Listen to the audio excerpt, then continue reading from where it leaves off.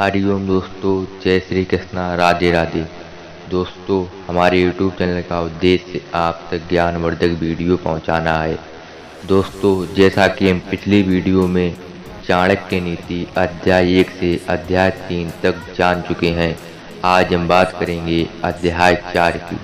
दोस्तों, अध्याय 4 के प्रथम श्लोक में चाणक्य लिखते हैं, सैकड़ों गुणरहित और मूर्ख पुत्रों के बजाय एक गुणवान और विद्वान पुत्र का होना अच्छा है, क्योंकि हजारों तारों की अपेक्षा एक चंद्रमा से ही रात्रि प्रकाशित होती है। और श्लोक 2 में लिखते हैं, दीर्घ आयु वाले मूर्ख पुत्र की अपेक्षा पैदा होते ही मर जाने वाला एक पुत्र श्रेष्ठ होता है, क्योंकि पैदा होते ही मर जाने वाला पुत्र थोड़े समय के लिए ही दुख का कारण होता है, जबकि लंबी आयु वाला मूर्ख पुत्र मृत्यु पर्यंत दुख देता रहता है। और श्लोक 3 में लिखते हैं, अशिक्षित तथा अनुपयुक्त स्थान या ग्राम में रहना, नीच कुल की सेवा, अरुचिकार और पौष्टिकता से रहित भोजन करना, झगड़ालू स्त्री, मूर्ख पुत्र और विद्वान कन्या, ये 6 बातें ऐसी हैं जो बिना अग्नि के शरीर को जलाती हैं। और श्लोक 7 में लिखते हैं, जिस तरह दूध न देने वाली और गर्भ न धारण करने वाली गाय से कोई लाभ नहीं, उसी प्रकार यदि पुत्र भी विद्वान और माता पिता की सेवा करने वाला ना हो तो उसकी किसी प्रकार की भलाई नहीं होती है। और श्लोक 5 में लिखते हैं, इस संसार में दुखी लोगों को 3 बातें से ही शांति मिलती है। नंबर 1 अच्छी संगति, नंबर 2 पतिव्रता स्त्री और नंबर 3 सज्जनों का संग। और श्लोक 6 में लिखते हैं, राजा एक ही बार आज्ञा देते हैं, पंडित लोग एक ही बार बोलते हैं, कन्या भी एक ही बार विवाह के समय दान दी जाती है।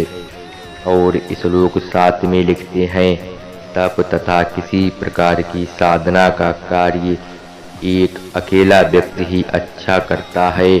यदि 2 छात्र मिलकर पढ़ें तो अच्छा अध्ययन करते हैं, और गाने के लिए यदि 3 व्यक्ति मिलकर अभ्यास करें तो अच्छा रहता है। इसी प्रकार यदि यात्रा की जाने पर तो 4 व्यक्ति होने चाहिए।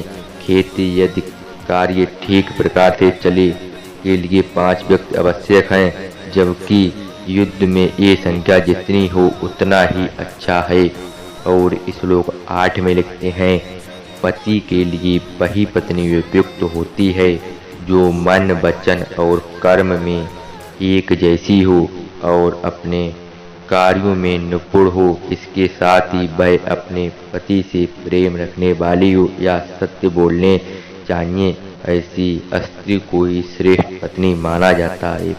और श्लोक 9 में लिखते हैं, जिस घर में बेटा नहीं होता वह घर शून्य माना जाता है, जिसके कोई बंधु बांधव नहीं होते उसके लिए सारी दिशाएं, सारा संसार ही शून्य माना जाता है।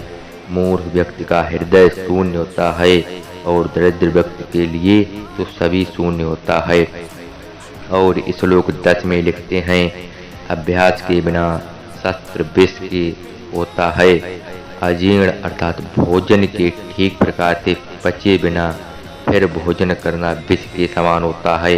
निर्धन और दरिद्र व्यक्ति के लिए समाज में रहना विष के समान होता है, और बूढ़े व्यक्ति के लिए युवती विष के समान होती है। दोस्तों, आपने अगर हमारा YouTube चैनल अभी सब्सक्राइब नहीं किया तो हमारे YouTube चैनल को